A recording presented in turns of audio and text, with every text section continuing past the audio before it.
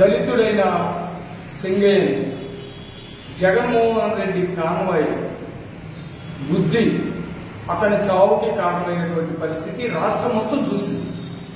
జగన్మోహన్ రెడ్డి ఏమాత్రం మానవత్వాన్ని ప్రదర్శించకుండా బుద్ధి అయిపోయాడు. వాళ్ళకి సంబంధించినటువంటి కార్యకర్తలు కూడా మానవత్వాన్ని ప్రదర్శించకుండా లాగి ముళ్ళ పొదల్లో పడేసి వెళ్ళిపోయినటువంటి పరిస్థితి. వీళ్ళిద్దరూ మానవత్వాన్ని ప్రదర్శించకపోతే అక్కడ ఉన్నటువంటి పోలీసులు వాళ్ళ బాధ్యతగా అట్లాగే మానవత్వాన్ని ప్రదర్శిస్తూ సింగయ్యని కాపాడాలనే ప్రయత్నం చేశారు.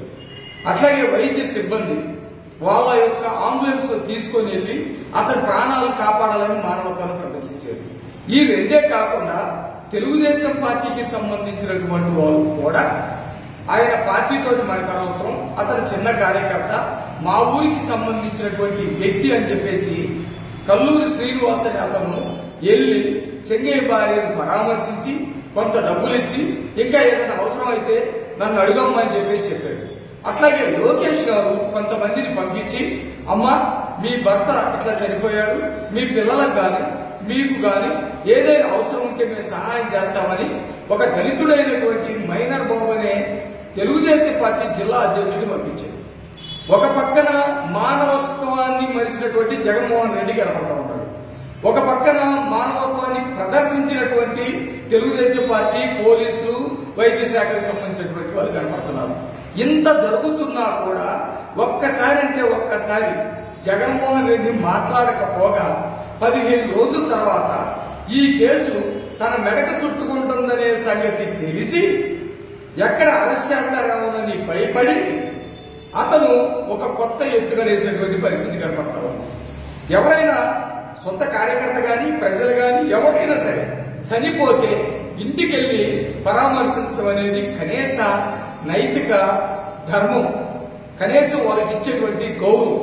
అలాంటిది ఇవ్వకపోగా ఆమె చేత సింగయ్య భార్య చేత 15 రోజుల తర్వాత చుట్టూ వైసీపీ వాళ్ళు చేరి ప్రాంప్టింగ్ ఇస్తూ ఎవరు లోకేష్ గారు బెదిరించాడని చెప్పు, అంబులెన్స్ లో ఎవరో చంపేశారని చెప్పు, పోలీసులు చంపేశారని చెప్పి సిగ్గిరిసి లజ్జరిసి ఒక దళిత మహిళ చదువురాని మహిళతోటి ఈ విధంగా చెప్పించినటువంటి జగన్మోహన్ రెడ్డి సిగ్గుపడాలి.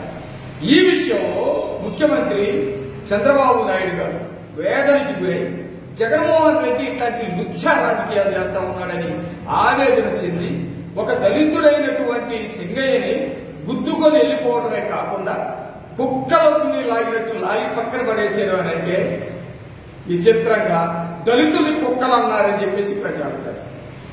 దాంట్లో చంద్రబాబు నాయుడు గారు దళితులను ఎక్కడ అందించారా?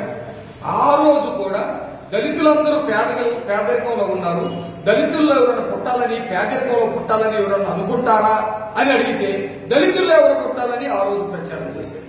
సొంత బాబాయిని నిర్దాక్షిణ్యంగా చంపి చంద్రబాబు నాయుడు గారు చెప్పారని ప్రచారం చేశారు. ఇలాంటి నీచుడితోటి రాజకీయాలు చేయాల్సినటువంటి పరిస్థితి ఆంధ్రప్రదేశ్ లో మాకు గాని, మా నాయకుడైనటువంటి చంద్రబాబు నాయుడు గారు గాని, మా నాయకుడైనటువంటి లోకేష్ గారు గాని రావడం అనేది చాలా బాధపడతా ఉన్నాం. అన్ని అబద్ధాలు. కేవలం ఇప్పుడు సింగయ్య భార్యతోటి ఈ విధంగా చెప్పించడం ద్వారా కోర్టులో ఈమెను ప్రవేశపెట్టి ఈ తప్పుడు కేసులాగా ప్రూవ్ చేసి కేసు నుంచి బయటపడాలని చెప్పేసి జగన్మోహన్ రెడ్డి ప్రయత్నిస్తా ఉన్నాడు. ఇంతకంటే దారుణం లేదు. తెలుగుదేశం పార్టీకి దళితులంటే ప్రేమ ఉంది, తెలుగుదేశం పార్టీ దళితులను ప్రేమిస్తుంది, తెలుగుదేశం పార్టీ దళితుల కోసం అనేకమైనటువంటి పథకాలు తీసుకొచ్చింది. దళితుల ఆరాధ్య దైవమైనటువంటి అంబేద్కర్ గారిని పూజించేటువంటి నాయకుడి దగ్గర దళితులు తెలుగుదేశం పార్టీలో పనిచేస్తా ఉన్నారు అన్నది మాటలు అన్నట్టుగా క్రియేట్ చేసి జగన్మోహన్ రెడ్డి లుచ్చా రాజకీయాలకి జరుగుతూ ఉన్నారు. ఈ సందర్భంగా నేను ఒకటే చెప్తా ఉన్నా, రాష్ట్రంలో ఉన్నటువంటి దళితులందరూ అప్రమత్తంగా ఉండండి. మన యొక్క మానాలతోటి, మన యొక్క ప్రాణాలతోటి, మన యొక్క జీవితాలతోటి, మన యొక్క ఆత్మగౌరవంతో జగన్మోహన్ రెడ్డి రాజకీయాలు చేయాలని చూస్తూ ఉన్నాడు. జగన్మోహన్ రెడ్డి గాలి కూడా మన ఇంటి ఛాయలకు రాకుండా కల్లేప చల్లి ఎవరు కూడా వైసీపీని దగ్గరికి రాని కూడా చేయాలని చెప్పేసి ఈ అందరికీ తెలియజేస్తా ఉన్నారు. కాబట్టి జగన్మోహన్ రెడ్డి దళితుల జీవితాలతోటి చేయాలనుకునేటువంటి రాజకీయాన్ని తిప్పికొట్టాలని సందర్భంగా నేను మిమ్మల్ని అందరికీ కోరుకుంటా ఉన్నాను.